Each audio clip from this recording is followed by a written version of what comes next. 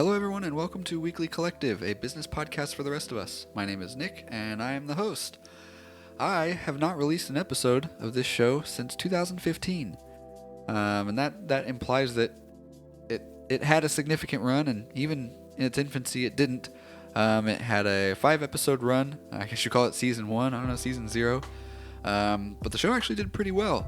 I had overwhelmingly positive responses. The sponsorships were doing well. I got decent interviews, but I can only assume that my work-life stuff kind of started to get a little busier and occupy more of my mental bandwidth, and as a result, it kind of got the axe in favor of things that were probably more pressing. That being said, fast forward to end of 2020 here. I think it's a good time to relaunch this thing. I guess I'll kind of give the preamble for the show initially. This show was originally born and kind of born again, today, out of necessity for me, which is kind of a goofy way to put it. But I came about the idea for the show when looking for a show like this. You can get on Apple Podcasts or Spotify or whatever and look up business podcasts, and they all just operate. I'm not going to take a dig at anyone or anything. They all operate at a level that is above me, whatever that may mean. I think some of them are talking about things that are too technical that don't apply to what I do or what I'd like to do, or maybe it's not quite so relatable, or even something that I hope to relate to in the future. And I think a lot of them do that on purpose to try to elevate themselves above their audience or competition or whatever it might be. Maybe not. Maybe they're just way smarter than I am. That's entirely possible. But I don't have any business podcasts to listen to, and I didn't at the time when I first started this. And I quickly found that there were lots and lots of people that were in the same boat as I was. People that were just, at whatever point they were in their business, but wanted something relatable, some kind of content to absorb that might be on the same tier as they are, or might have something that they could take away from it. It doesn't do you any good kind of sinking your teeth into a big chunk of content if you can't grasp any of it and pull any of it back into your day-to-day life, especially in the context of business. That ends up being kind of pointless. So that was kind of the concept for Weekly Collective. And that's kind of the concept for it again. I found during all of the craziness that's happening right now, I was kind of looking for things to distract myself, both in terms of listening, when I, prior to deciding to restart the podcast, and then something to occupy my own time by restarting the podcast. What an interesting, crazy time we're in right now. And I'm a little late to the show. I get it. Every podcast you listen to has probably discussed this over and over and over again. But hey, what's another one? I'm gonna go for it.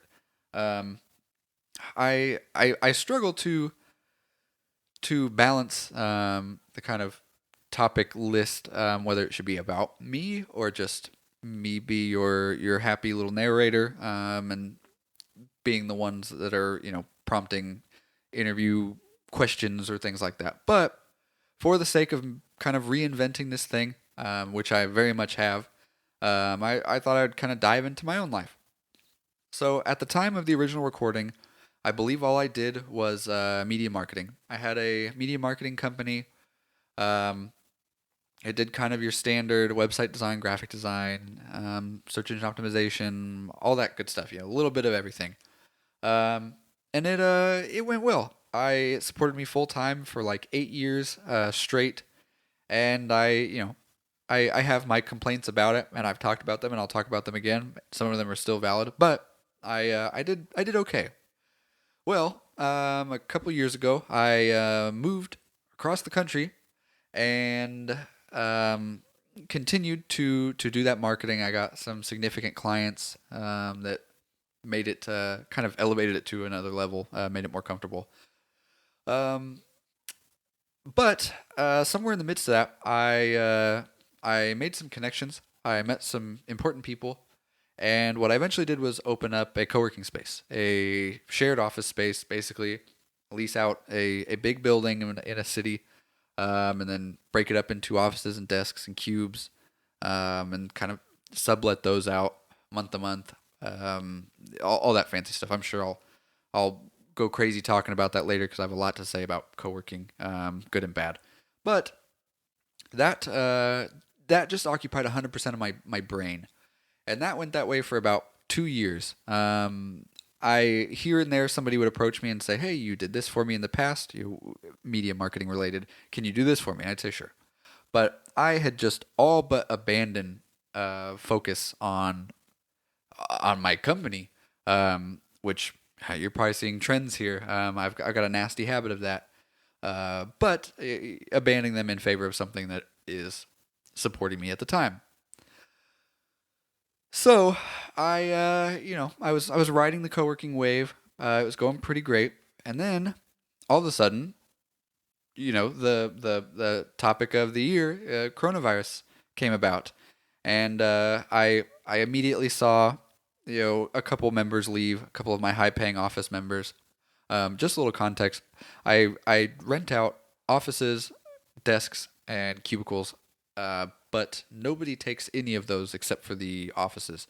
I'm again, I'll dive so deep into that in the near future. But my point in that is every one of my members is pretty high paying. The desks rent for $100 a month, the offices rent for $1,000 a month. So, two people, I think right toward the beginning of it, left, and they said, "Hey, I can see this is going to get weird. I just would like to walk away from it." I said, "Sure, that's fine. Everything I do is month to month." So it was no big deal to let them off, but kind of some foreshadowing I missed. And then in our state, shortly after, they did the lockdowns, and a kind of interesting anomaly in my co-working space is the vast majority of people that rent from me are in the salon business. They do eyebrows and lashes and makeup, and they're estheticians. They do that kind of stuff. I guess there's a big need for those offices outside of salons. But as you can imagine, that is a very close contact, personal, breathing in each other's mouths kind of line of work. And as such, all of the businesses renting from me suffered. And I don't remember the exact numbers, but it was something to the tune of like 50% left. And then a few after that, some of them, it was so goofy. A lot of people just up and left. Like I would walk into the office one day, even during the lockdowns, I went down there once a day to check the locks and stuff like that. And I would just, it was like out of a bad movie. I'd walk down the hall and kind of, 1 week after another, one of those doors would be ajar, and I'd peek in there and it'd be totally empty. They cleared out, didn't say a word to me. And that's, the pursuing that is a whole nother logistical dilemma, and also an interesting moral dilemma, I guess, given the context. But that kind of carried on. That was a trend in my world for a while. Just one by one, just kind of dropping like flies. The people that stuck around were the ones that said, "Hey, I literally can't pay you this month. Like, I am not going to pay you this month. Do you want me to move out?" And for better or for worse, I said, well, no, we'll talk about it next month. And I did what I could with my flexibility, which was very little, due to my arrangement for the building. My rent was not forgiven, so it was difficult for me to forgive someone else's rent. But I did my best. But anyway, that brings me to kind of where we're at now-ish.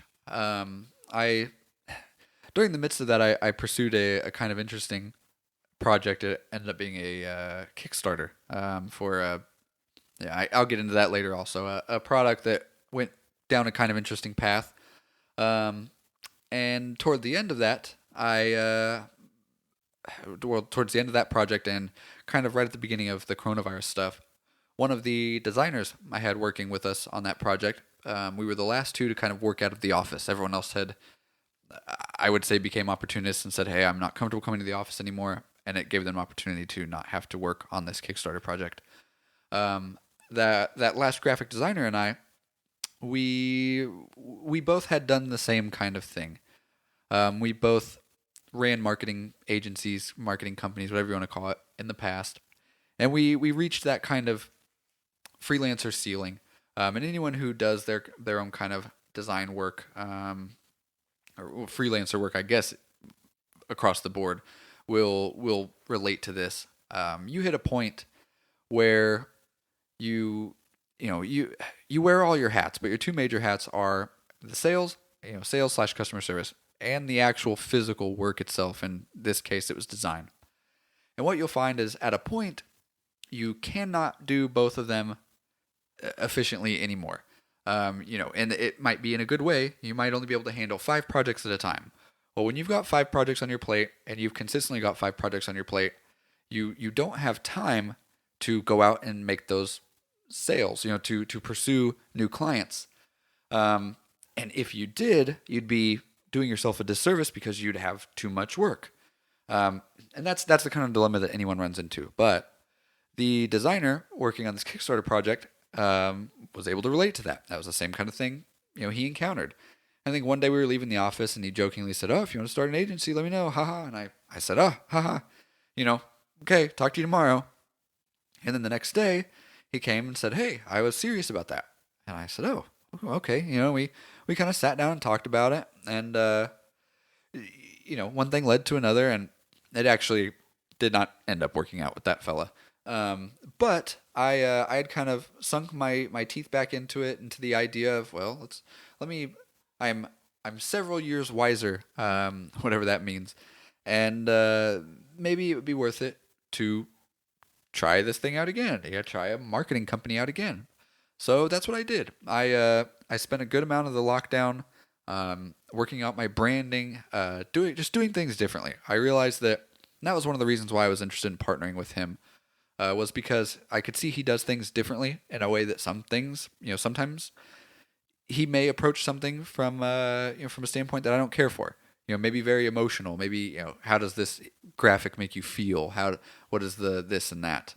Which is something that I didn't pay much attention to. He, for example, would maybe like to spend 2 weeks working on something where I would like to spend 8 hours on it. So I thought it was a good idea to work with an opposite, because again, back to that freelancer thing, at a point you hit a ceiling, a good or a bad ceiling, but it's possible to go beyond that ceiling if you do things differently. Like you're at your ceiling because you're only running as fast as you can run or jumping as high as you can jump. Well, what if somebody gives you a pogo stick? Well, then you can jump higher, try something different.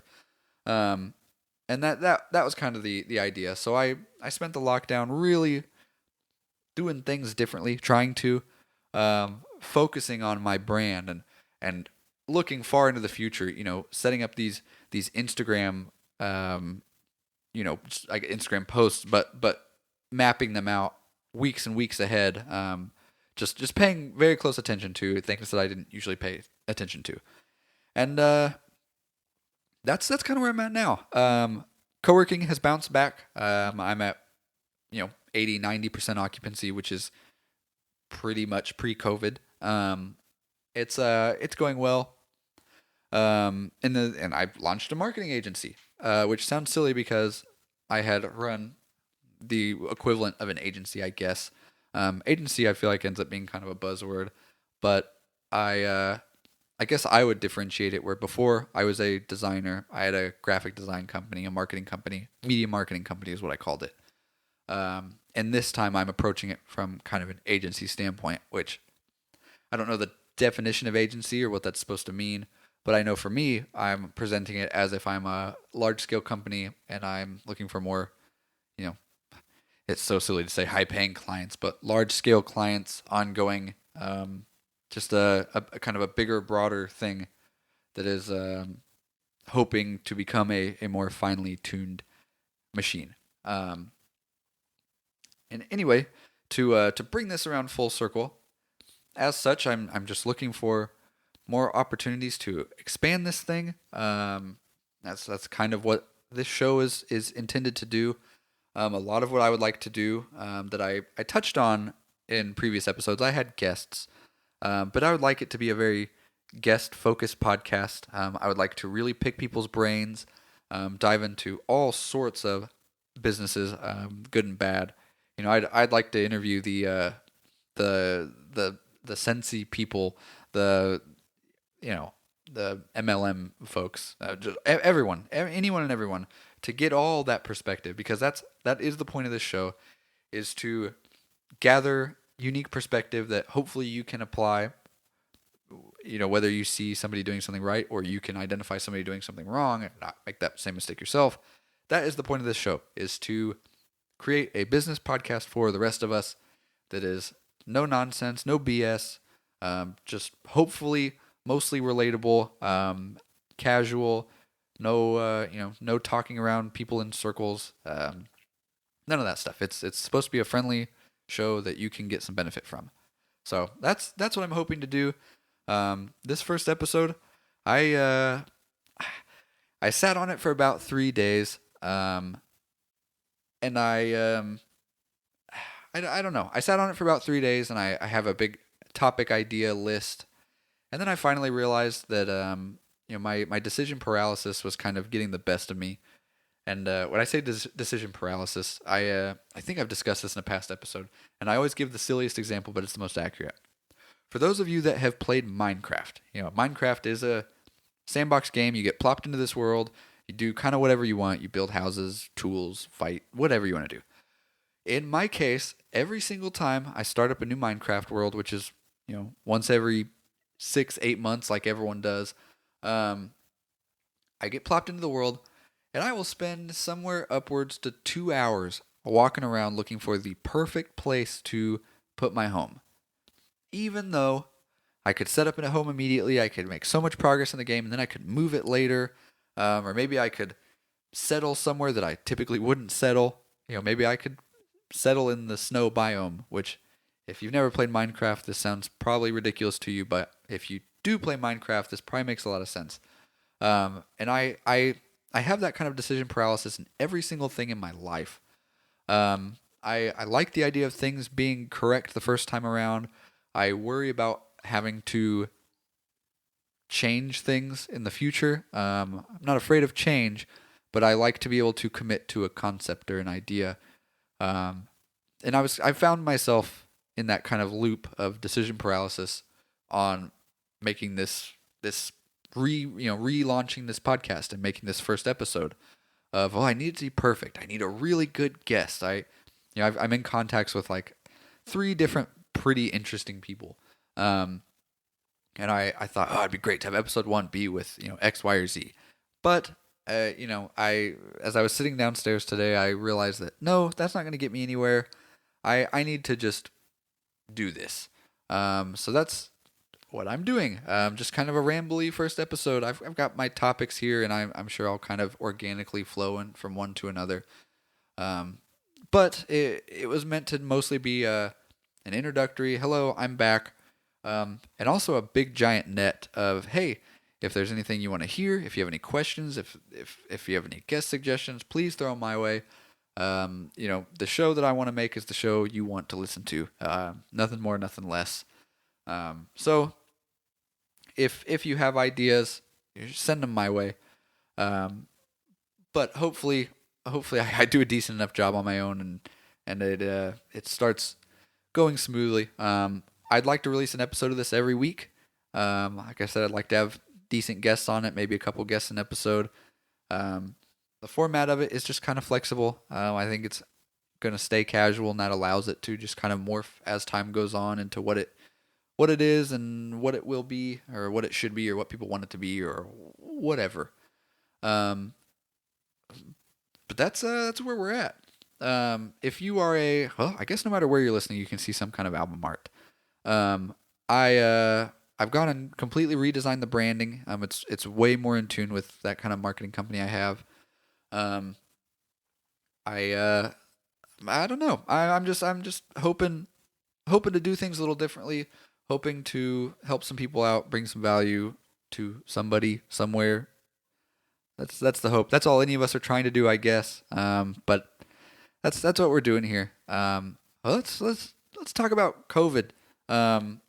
This is a topic I'm sure we'll cover in the next couple episodes as we have different guests on, because that's kind of what I'm most interested in right now is what is your business? How is it affected by COVID? Um, how are you adjusting? As for me, I kind of explained the gist of the co-working thing.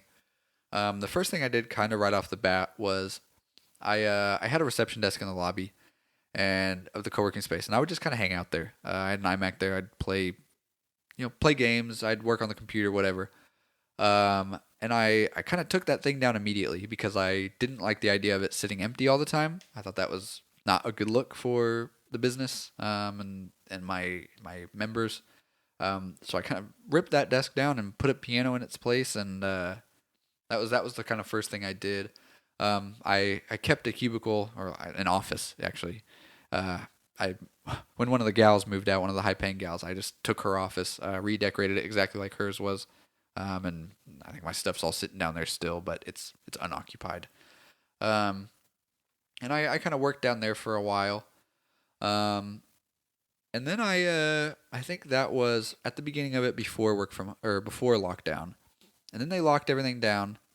And I went and bought a new MacBook and just kind of hung out at home.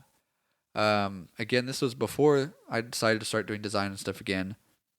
So what I actually did was I bought the MacBook, and then I bought an Xbox One, and I spent the next month of my life playing Warzone every day, and trying to not freak out.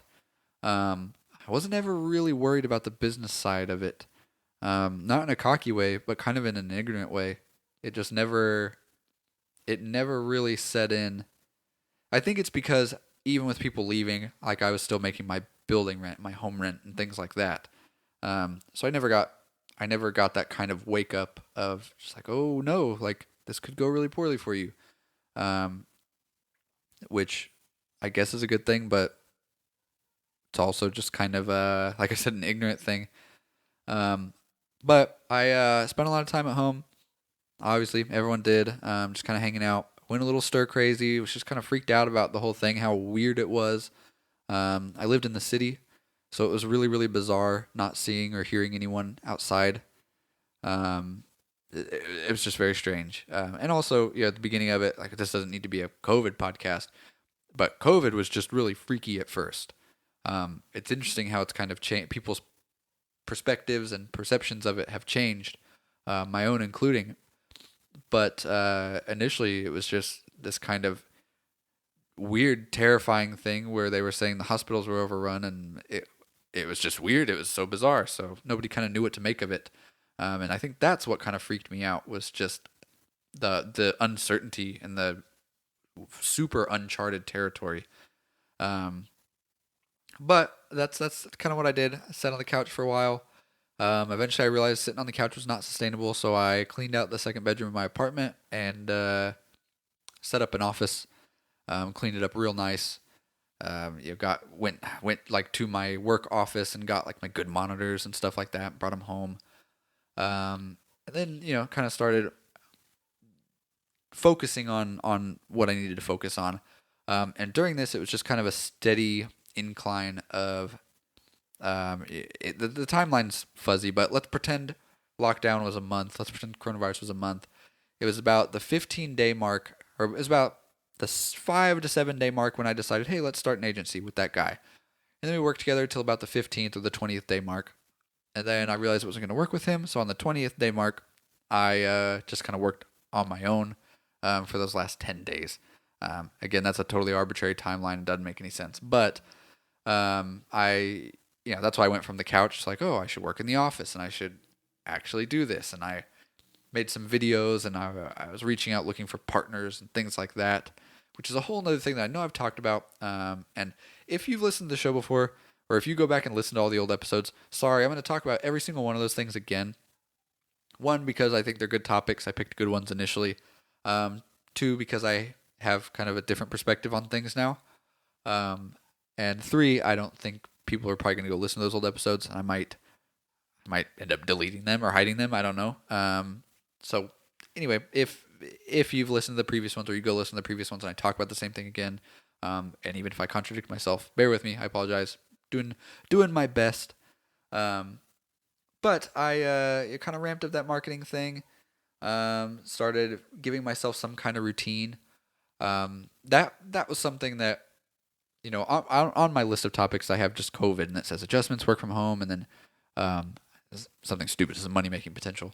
Um, but this is all relevant. How I just went about keeping myself productive or trying to was I had a routine, which was actually kind of a weird one. I would wake up in the morning at whatever time.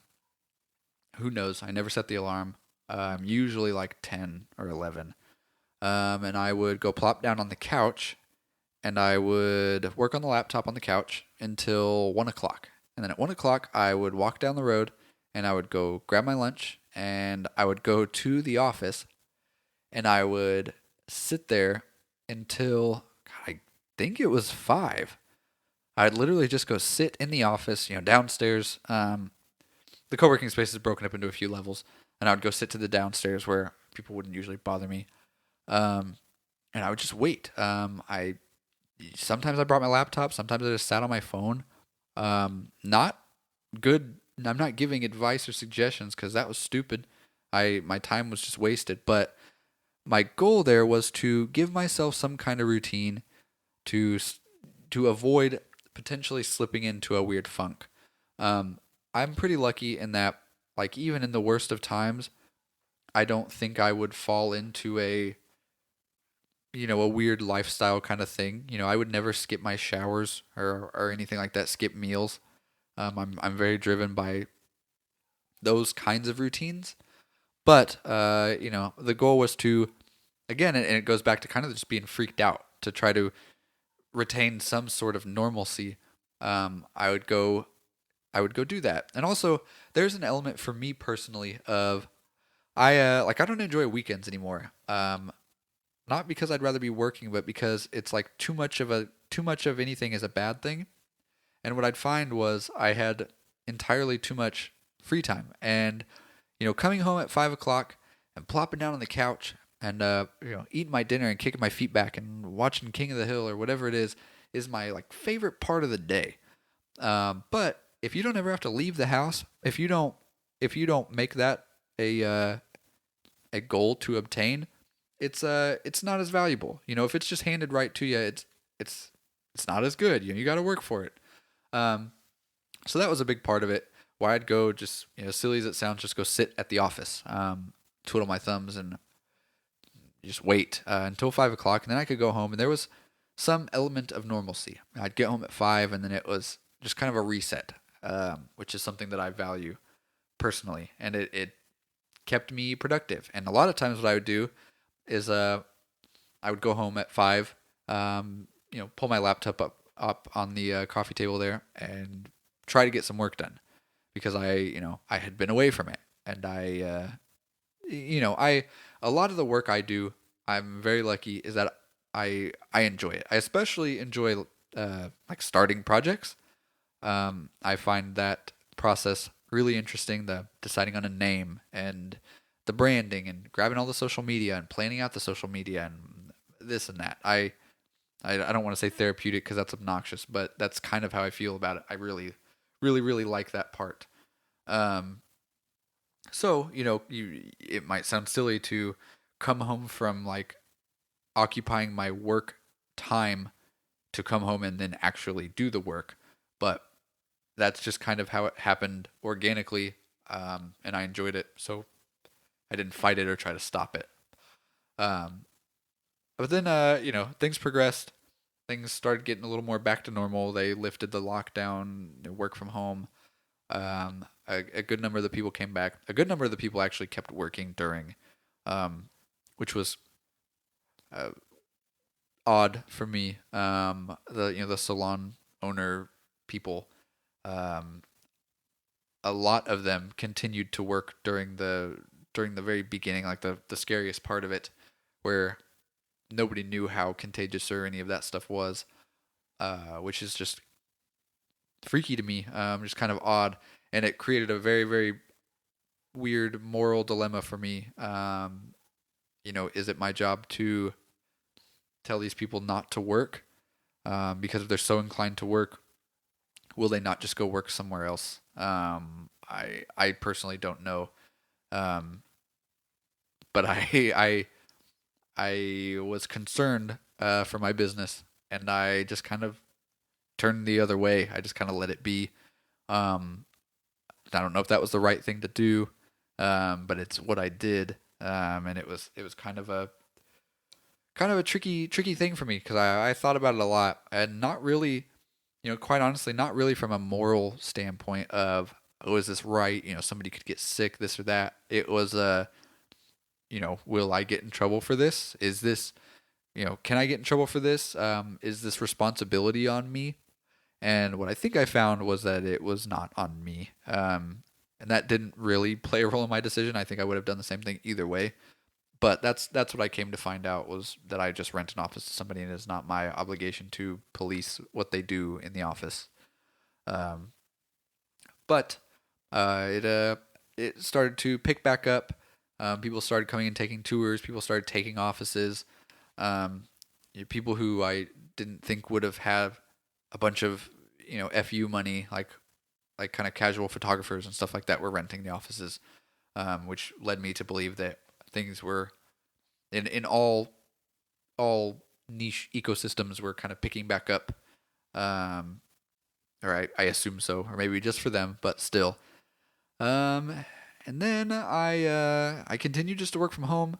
My schedule got real goofy. I've worked from home. I worked entirely from home for like the 8 years of the first marketing agency, or a design company, whatever you want to call it.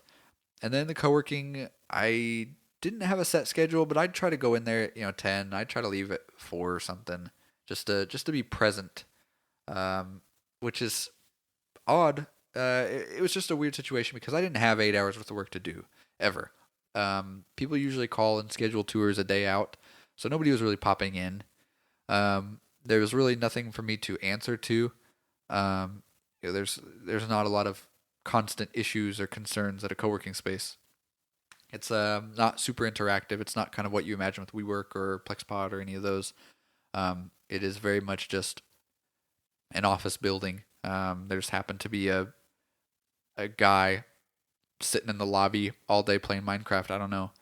Um, but that's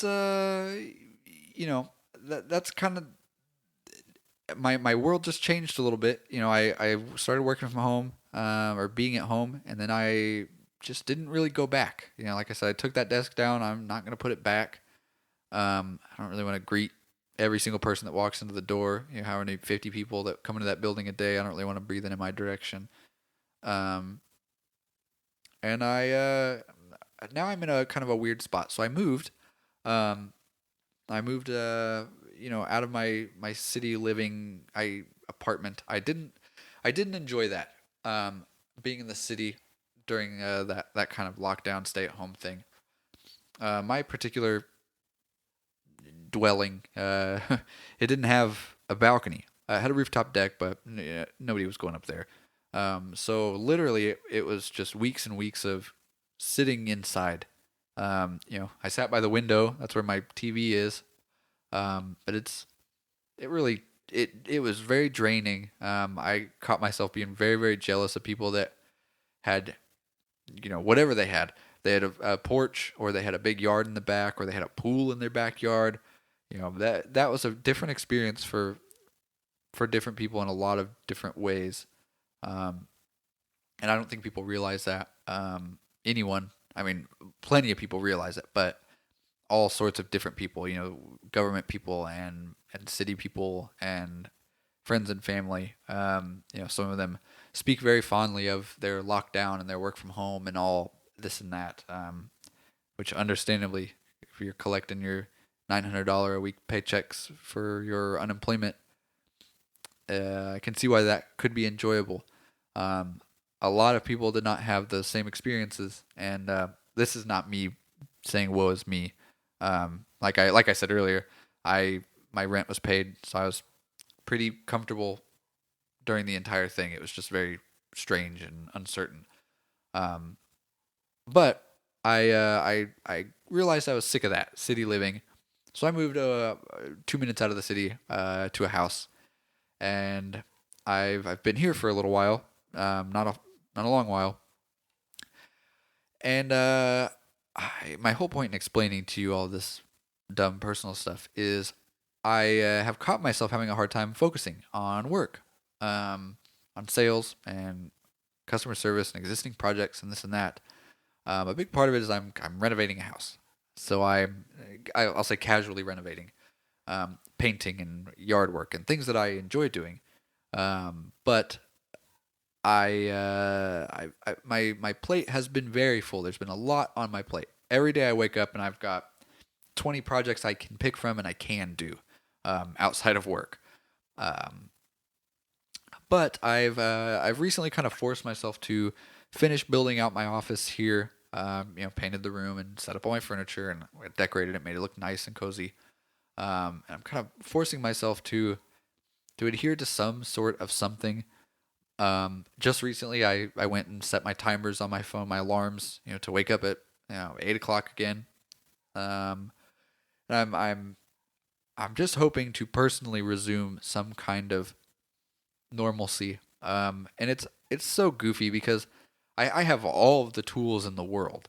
I have tools that people don't have. I have a big old office, a private office in the city that I can buzz 2 minutes down the road and be at. And, I've got some resources, but sometimes it's not always about like physically what you have.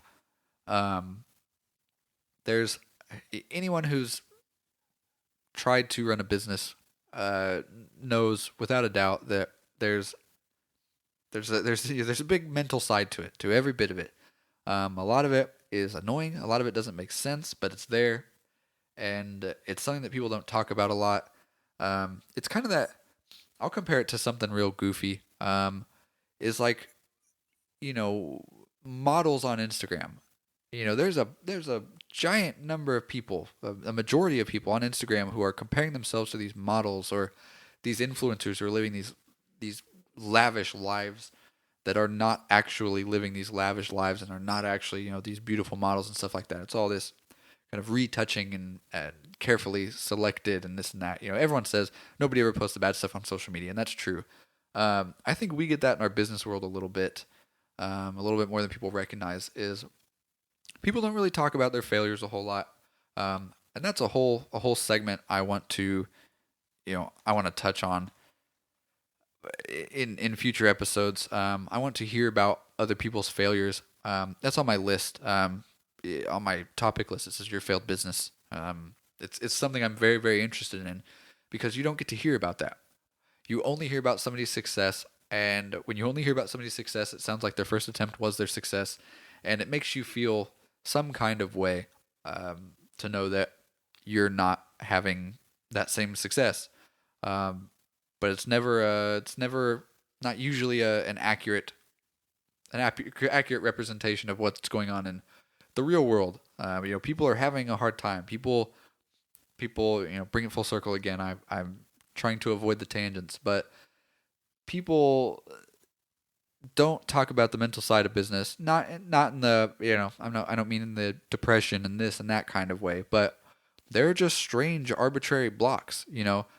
Like me, like I've got this business, I've got this money here, I've got this, this and that, and I can't bring myself, and it's not due to a depression or anything like that, and it's not necessarily even laziness. It can be any number of factors. I can't bring myself sometimes to just plop down and work. It could be that decision paralysis, things like that. I know that comes into play. It's there's decision paralysis in that, like, well, what if I pick the wrong choice, whatever, this or that. And there's also the element of, you have so many things to do that you don't feel like doing any of them, or you can't bring yourself to do any of them, which is a bad thing to do. And I don't quite suffer from that, thankfully, but I know other people do. And hopefully, we can talk to some people or, come up with some sort of interesting plans, or you can just hear some advice or learn that there's other people like you. And that's a big part of what I want about this show is I want to talk about good things and positive things and give ideas and receive ideas and all that. but I'd love to talk about bad things and things going wrong so people can hear this and know that, oh, I'm not alone. I encountered this issue and oh, here's how somebody solved it. Or, it just helps knowing that something sucks for someone else too. You know, you all these groups on Facebook, you get into any of the entrepreneur groups or business owner groups, if they're not just overloaded with spam, which they usually are, it's just everyone trying to be a Gary V or whatever. They're everybody's faking and you just it's all just bullshit. You can't find anything sincere in any of these groups. Nobody wants to be your friend. Everyone just wants to sell you some crap, or even if they're not selling physically, like selling you something, they want to sell you their own mental crap so they can feel better, like a Gary V. I don't know. I don't know what it is. I'm sure there's a million factors to it, but it sucks for me. It's one of my biggest gripes about business is that I don't have any business owner friends. Like I don't have anyone that I can say, "Hey man, this thing happened today and it sucked." And they can say, "Oh crap, that does suck. Here, this is a similar situation that happened to me," or "Oh man, listen to my day." What you find, and this is going to be super relatable to everybody, is like I'll tell a girlfriend or like my dad or something. I'm like, "Hey, this thing happened and this sucked," and the response you get is, it's an attempt at being sincere. They're listening, they're trying to be compassionate, but they say, "Oh, that does suck," or they'll have some suggestion of, "Oh, what if you try this?" Something that ends up not being a real suggestion. And again, that's not knocking on anybody for trying to help. It's some help is better than no help, but it's draining and it's kind of a bummer to it makes me wonder how much more productive would I be if I had some business owner friends and I could just shoot shit with and just hang out with and they say you're a product of the whatever it is, the six people closest to you. Well, if you're not hanging around anyone that's in business, you're doing yourself a disservice. You're a product of non-businessy people, which maybe has helped you in your business ventures. I don't know, but what I know is personally, to bring a giant full circle, that's why I feel like this show might be important, because it's an opportunity to surround yourself with people who are having similar situations, who are in similar situations or having similar dilemmas, and just keeping that business mind around. I don't know. I wish I could listen to this podcast myself, and I probably will. But there are times where I feel like, oh, I could sit down and do some work. If I could just stay motivated. I personally have this weird thing where I derive motivation from the weirdest stuff. I'm really gonna not do myself any favors right here, but I personally get very, very interested in a thing for a short amount of time or a long amount of time, and then I move on to the next. I get this laser-like focus on things. It can be bands. For a while it was the band Pink Floyd. For a while it was the band MGMT. It can be hobbies. Like right now I'm into woodworking. I bought a bunch of tools and I'm building stuff. It's cool. But one of those things was Steve Jobs. I'm not an Apple fanboy. I like Apple. I have an iPhone. I use a MacBook. I also have a gaming PC sitting under me. I have an Android phone downstairs that I play with for fun. I like all this stuff. I've been thinking about getting a BlackBerry, one of the Android ones. But I really enjoyed working with like a Steve Jobs keynote, and playing on the TV, in the corner of my eye, just listening to that stuff for Steve Jobs interviews. I'm sure there's other people I could find just as interesting, but I particularly enjoyed listening to him talk. Like a lot of people, that's why he was good at what he did, because people liked to listen to him talk. But I get a lot of motivation from that, a lot. I used to watch the movie Pirates of Silicon Valley, which is about Steve Jobs and Bill Gates and the founding of Microsoft and Apple, and it's just kind of silly, obnoxious movie that we saw in our computer class in ninth grade or something. But I've watched that movie probably 50 times. I'll just play it in the background because it's, it helps. Yeah, here's a better example that is not so fanboy. I, like everyone in the world, watch The Office on repeat over and over and over again. I typically save it for bedtime because that's what you do.